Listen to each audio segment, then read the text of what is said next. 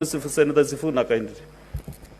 Mr. Speaker, there is a terrible situation unfolding at the JKIA in Nairobi, where passengers are dropped off almost 100 meters from the terminals with the rain. I want the CS to explain to me the rationale of dropping passengers all the way away from the entrances of the terminals in this particular season when it's raining, Mr. Speaker. We have seen mothers carrying their children through the rain, and the CS is a traveled man. He has seen what other international airports look like. Why can't we drop passengers at the doors of the terminals? Because we already have a security check at the entrance of the airport. Thank you, Mr. Speaker. CS, that's a very direct question. Mr. Speaker,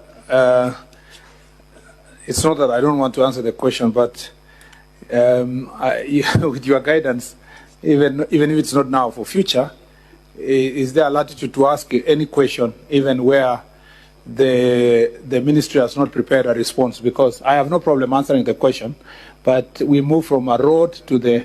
What has been happening, CS, is like the guideline is members should really stick to that particular question. But one or two questions really is not a bad thing, just to give guidance, and also because we can't really restrict the members to stick on Kajiado Road, on one road. No, I'm just saying, yes, I agree. Just one or two. You can I agree, Mr. Speaker. If you are not really still, you can say you will do your homework and then report back. Not really. I just wanted to, it would have been more appropriate to respond to Senator Sifuna's question under the other question on Kakamega airstrip. It would have been more relevant than under this. But nevertheless, Mr. Speaker, the airport dropping areas are determined by security plans within the airport. I've just landed at the JKIA this morning, Mr. Speaker, and like many other passengers, ourselves, the President, were dropped far away from the terminal, and we had to walk through the rain with umbrellas to the terminal itself. Mr. Speaker, this is nothing just changes because of the rain. The plans are already in place for where an aeroplane is designated, where they park. Mr. Speaker, the ones that are able to use the ladder, there's a name for it. Mr. Speaker, that helps enter the airport directly are helped to do so.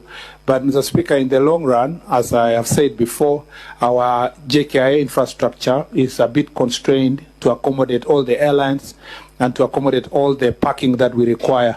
And that's an issue that is in regard to building a new terminal, Mr. Speaker, that I've said over and over again.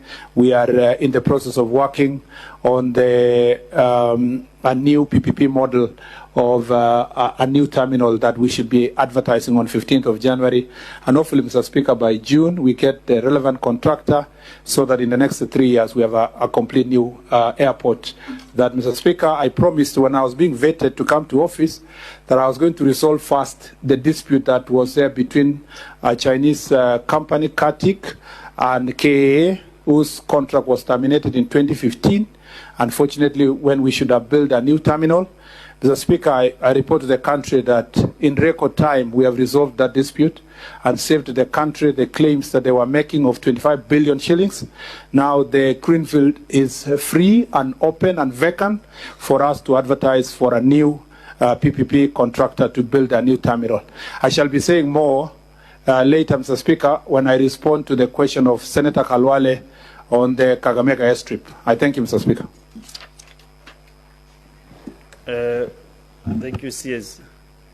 Senator Tobiko, on this question 047, do you have any supplementary